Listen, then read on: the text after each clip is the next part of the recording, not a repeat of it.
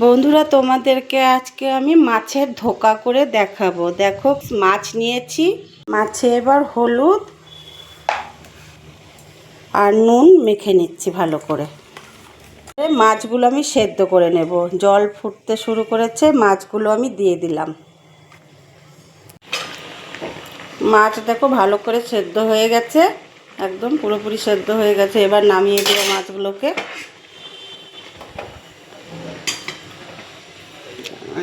এই ঝাঁঝরাটার মধ্যে ঢেলে দিলাম। একটা মশলা তৈরি করব।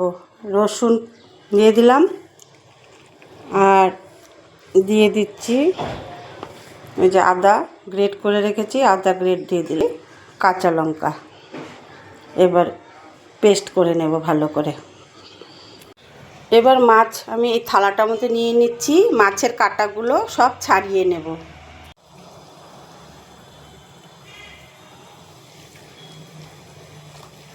মাছ বাছা হয়ে গেছে কাঁটাগুলো, এই যে কাঁটাগুলো। এবার কড়াতে তেল দিয়ে দিচ্ছি। তেল গরম হয়ে গেছে, পেঁয়াজ কুচি দিয়ে দিলাম।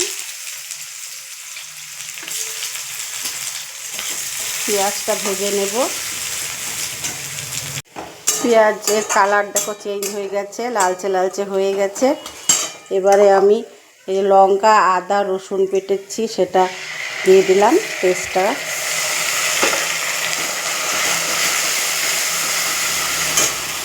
আর দিয়ে দিচ্ছি হলুদের গুঁড়ো, হাফ চামচ দিলাম হলুদের গুঁড়ো। সেদ্ধ করার সময় নুন দিয়েছিলাম, সেজন্য এখন অল্প করে নুনটা দিয়ে দিলাম। এবার ভালো করে কষিয়ে নেব। কষে গেছে, সেদ্ধ মাছ আমি দিয়ে দিলাম। সেদ্ধ মাছটা দিয়ে কিন্তু আবার কষিয়ে নেব ভালো করে, যতক্ষণ একটা ডোয়ের মতন তৈরি না হচ্ছে ততক্ষণ এটা কষাতে হবে। দেখো মাছ সেদ্ধটা কিন্তু দলা পাকিয়ে গেছে। আমি এবার বেসনের গুঁড়ো দিয়ে দিচ্ছি। এই গুঁড়োটা দিচ্ছি যাতে এই ডোটা আরেকটু শক্ত হয়, সেজন্য। এবার আবার কষিয়ে নেব আমি। থালার মধ্যে আমি তেল মাখিয়ে রেখেছিলাম, থালার মধ্যে নামিয়ে দিলাম ডো। এবার হাত দিয়ে আমি বসিয়ে দেব ডোটাকে ভালো করে থালার মধ্যে। আর আমি কেটে নিচ্ছি। দেখো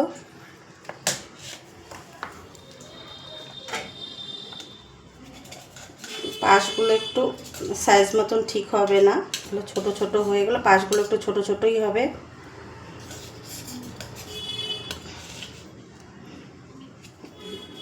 মাঝখানেরগুলো ঠিক মতন সাইজ হবে আর কি।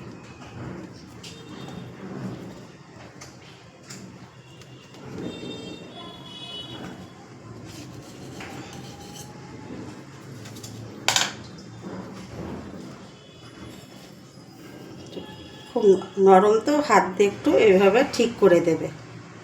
কড়াতে তেল দিয়েছি, অল্প করেই দিয়েছি সর্ষের তেল। এবারটা ছেড়ে দিলাম, মাছের ধোকাটা ছেড়ে দিলাম।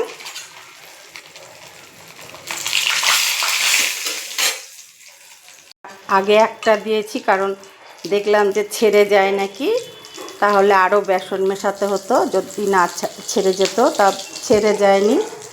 এক পাশ হয়ে গেছে, আমি আরেক পাশ তাকে উল্টে দিলাম। একটা ভাজা হয়ে গেছে। এইভাবে আমি সমস্ত ধোকাগুলো ভেজে নেব।